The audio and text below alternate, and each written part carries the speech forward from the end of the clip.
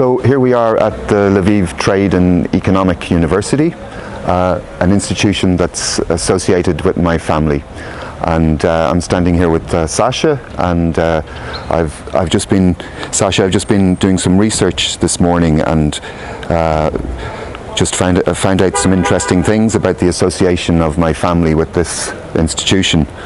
And it goes all the way back to September the 8th, 1899, at the request of the Austrian Ministry of Religions and Education.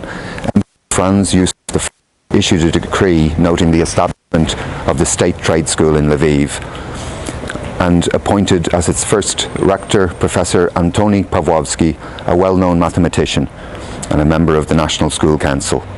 So this Antoni Pawłowski was my great-grandfather, as you know. Yeah. And of course, with the changes, the historical changes that happened in Lviv when Lemberg became Lwow, when it became part of the Polish Republic, Antoni Pawłowski continued in this economic institution. It received the name the Higher School of Foreign Trade. This building, my grandfather, who was the son-in-law of my great-grandfather, he's responsible for this building and for the raising of the status of the university. It went from a higher school to a full university during his tenure as the rector of the university from 1931 until the Soviets came in 1939. It's quite interesting. I found some interesting memories from some of the former students who talked about what this institution meant to the educational needs of the city. So one of the former students talked about the courses that he did in financial mathematics, commodity science, which required the knowledge of industrial chemistry, economic geography, where it was necessary to know not only large centres for the production of various products, but also secondary and tertiary, sometimes located on remote islands in countries about which little is known. For months we've been learning the rules and techniques of credit trading, stock exchange operations, bill of exchange and checking law, learning foreign languages. I chose French and English. It was very intensive and practical. We kept writing difficult business letters and practicing conversations. There were the words of Kazimierz Żygulski, a former student. So later, this building was built in 1935-36, and when the university moved from its previous location here, it became a full university. Of course, when the Soviets came, there was no need for the capitalist teachings of economics, and it became the Soviet School of Foreign Trade. And I imagine if we asked the professors and students nowadays, they would know very little about my great-grandfather or even my grandfather. Well, as far as I know, the present-day Institute of Trade was re-established, if I can say it this way, under the Soviets as the School of Soviet Trade. So everything was kind of restarted from scratch. Most of the professors were either repressed by the Nazis, as like your grandfather, or exiled, or who knows, or moved to Poland or to other places. So it was restarted from the beginning. So it became the Institute of Soviet Trade. Now, of course, it's back to its original name. So, well, I think some of the professors may know about the history of this institute, but I'm really not sure. That's because I've noticed that in Lviv, like many things, the names change, but the institutions remain the same in some cases. Yeah. So I think if my grandfather Henrik was looking down from the heavens, he would be probably quite happy to know that the economics university that he and his father-in-law played such a big part in developing is still functioning in that way. Well, I'm pretty sure that. And it seems to be it's a respected establishment. Nowadays there's the Ukrainian flag flying overhead, and behind us we have people who taught in this university, but these are from the Ukrainians. So as has happened in this city, the statues are taken down or moved, and different flags are put up on the buildings, and different heroes and notable people are remembered.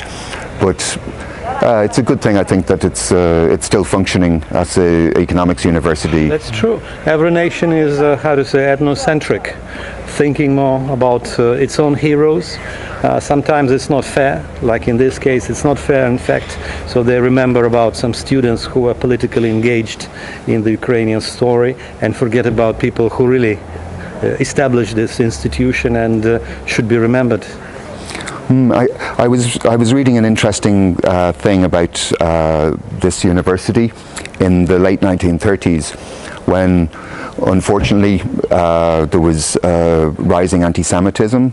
There was the nationalist Polish youth who put pressure on institutions to limit the number of Jews that could study here, and there was this famous numerus clausus and ghetto benches where the Jews had to sit in their own section. However, this institution, which had as its head my grandfather, who happened to be Jewish, never approved that, and it remained open to anyone. And in fact, there was a large representation of Jewish, and also, in fact, there was many women students as well as men students. So it's pleasing to me to know that it managed to keep its integrity, and it also makes me think about the fact that my grandfather changed his name from Kornreich to Korowicz, from a Jewish name to a Polish name,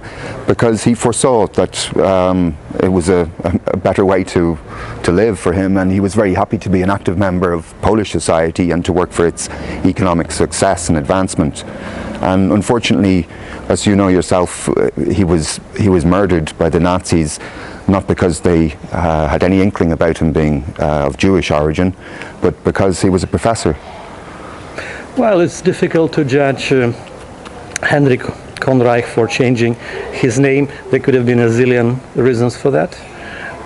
He might have been in love, and his bride, his fiancée, whatever, said, I'll marry on a Catholic. I don't want to get married to a Jew.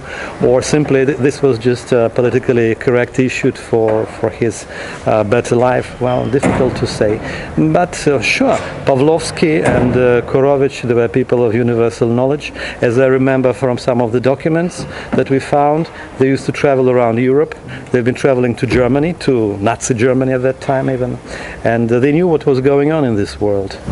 And I think the segregation that you've mentioned was done under the influence of certain events in Germany, and there were also anti-Semitic events or developments, better to say, in interbellum Poland, just because of the influence of the Nazis. It's a very tragic history.